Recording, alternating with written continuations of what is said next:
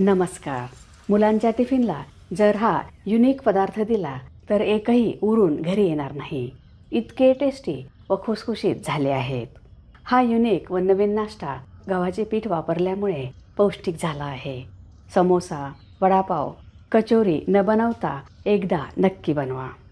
पारीचे आवरण बनवण्यासाठी एक मोठा चमचा तेल गरम करूया. त्यात ओवा अर्धा छोटा चमचा. ओव्याच्या फ्लेवरने पारी खूपच रुचकर होते. हा परतल्यावर 1.5 कप पाणी. ओव्यामुळे पचन छान होते. चवीनुसार मीठ. गॅसची फ्लेम लो आहे. मीठ मिक्स झाल्यावर गव्हाचे पीठ 1 कप. ह्याचा गोळा तयार झाला आहे. मिश्रणाने कढई सोडली आहे, म्हणजेच मिश्रण तयार झाले आहे. गॅस बंद केला आहे. एका बोलमध्ये मिश्रण काढून घेतले आहे. हे गरम आहे. ह्यावर झाकण ठेवून 15 मिनिटे बाजूला ठेवूया. ह्यासाठी आपण 2 उकडलेले व साल काढलेले बटाटे घेतले आहेत. हे किसून घेऊया. त्यामुळे त्यात बटाट्याचे मोठे तुकडे राहणार नाहीत. तुम्ही चॅनलला सबस्क्राईब केले नसेल तर सबस्क्राईब करा. बेल आयकॉनवर क्लिक करा.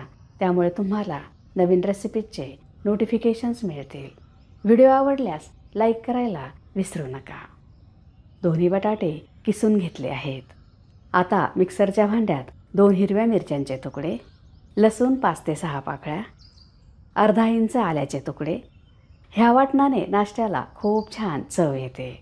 पुन्हा कढईत 1 मोठा चमचा तेल गरम करूया. तेल गरम झाल्यावर अर्धा छोटा चमचा जिरे. जिरे तडतडल्यावर 1 छोटा चमचा जाडसर ठेचलेले धने, कढीपत्ता 10 ते 12 पाने, हळद पाव छोटा चमचा, 1 छोटा चमचा धने पावडर. वाटलेले साहित्य परतून घेऊया. गॅसची फ्लेम लो आहे. मसाले परतल्यावर किसलेला बटाटा, ग्रीन पीज आवडीनुसार. हे फ्रोझन आहेत. चवीनुसार मीठ परतून घेऊया. मटार फ्रोझन आहेत म्हणून हे आपण वाफवून घेतले नाही. तुम्ही नेहमीचे मटार घेतले तर ते वाफवावेत. चाट मसाला अर्धा छोटा चमचा, कोथिंबीर. व्यवस्थित मिक्स करूया. सारण तयार आहे. हे एका ताटात काढून घेतले आहे. थंड होण्यासाठी ठेवूया. हे असे ताटातच पसरूया, त्यामुळे ते लवकर थंड होईल. आता पीठ बघूया. हे हलकेसे गरम आहे. व्यवस्थित मळून घेऊया. पीठ एकजीव झाले आहे. ह्यातीलच थोडेसे पीठ घेऊया. पुन्हा मळून घेऊया. पिठाला गोल आकार दिला आहे. आता हे चपटे केले आहे. गव्हाचे कोरडे पीठ लावले आहे.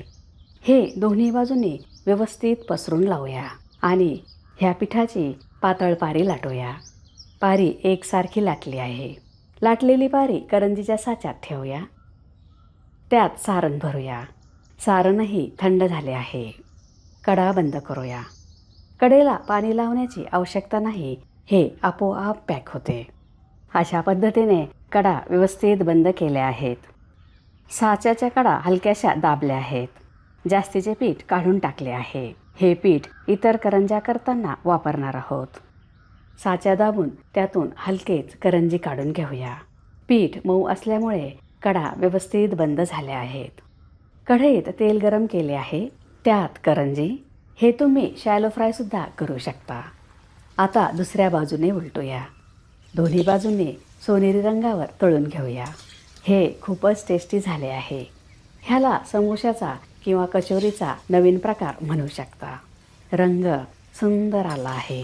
पाहुणे आल्यावर, मुलांनी खायला मागितल्यावर किंवा चहाबरोबर नाश्त्यासाठी अशा करंज्या नक्की बनवा. समोसा, कचोरी, वडापाव खाऊन कंटाळा येतो, तेव्हा असा नाश्ता नक्की बनवा. हे अजिबात तेलकट झाले नाहीत. खूपच खुसखुशीत व कुरकुरीत झाले आहेत.